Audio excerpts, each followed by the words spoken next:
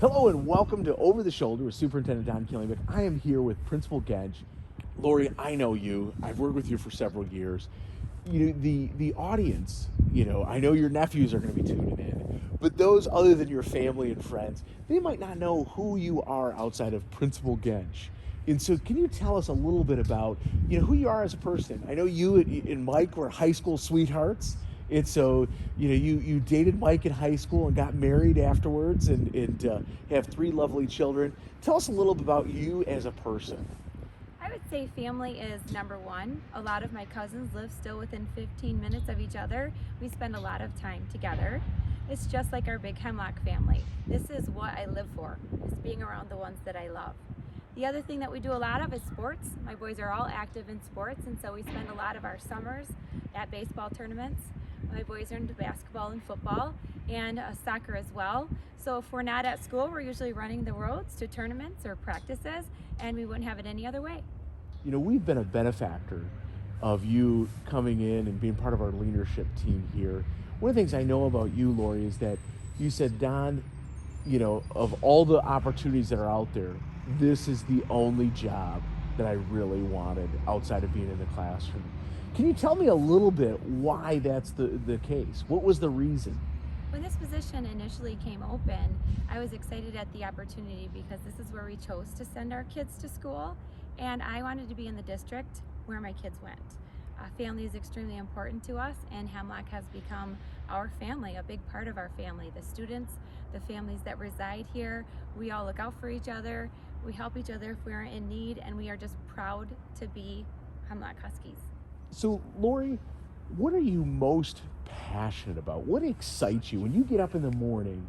What really gets your blood moving and get your feet on the ground and get moving in the morning? The number one thing that gets me going in the morning is being able to see the students as soon as they arrive. They are so happy to be at school, and especially in times like this, they couldn't be more proud to get out of the vehicles and be able to go sit face to face in their classrooms. It has been amazingly uplifting to see the kids each morning. I have actually had people ask me how I keep a smile on my face through these times, but it is definitely the kids. What's the difference here? What's the Hemlock difference? I think the Hemlock difference is the fact that we do have the small town community where the students do feel like they're part of a big family, but we also have the resources to provide adequate curriculum. We've just updated all of our subject area curriculum. We have teachers that are passionate about their students, and everyone just wants to be here and is proud to say that they live here and go to school here. So, Lori, what's on the horizon? When you think about this is your fourth year. What's going to happen next year or the year after at Hemlock Elementary, Hemlock Casey Ling?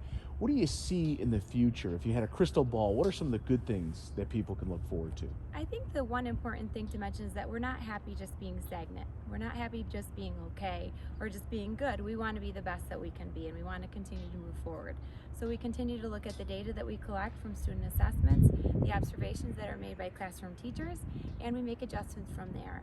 We've invested in some differentiation programs and platforms that teachers are able to use that individualizes the student instruction and also individualizes the things that the teachers can do with them as well. Well, that is fantastic. Data-driven instruction, making sure that we're targeting students' needs. It's kind of like when you go to a restaurant. You order what your taste buds want, what your stomach wants, and when it comes to school, it's not necessarily what you want, but it's what you need. And so I think that that's really important. We're providing kids with what they need. So, Lori, we've made a number of improvements. Can you tell us some of the things that are happening in terms of, let's say, technology in the classroom that teachers are going to experience and that students are going to see over the next 6 months to a year? Sure, some of the things that we're working on, we have a Google Meet scheduled on a weekly basis where teachers schedule a meeting with students that are in person and they're virtual, and they can interact with each other. We've had students that are virtual learners that are in groups with students that are in person, so they're able to still do group activities together. So we're still providing that best fits model, whatever works best for our families and our students, and keeping the instruction alive, keeping the instruction appropriate for each specific student. I'm Lori Gensch, and I'm a Hemlock Husky.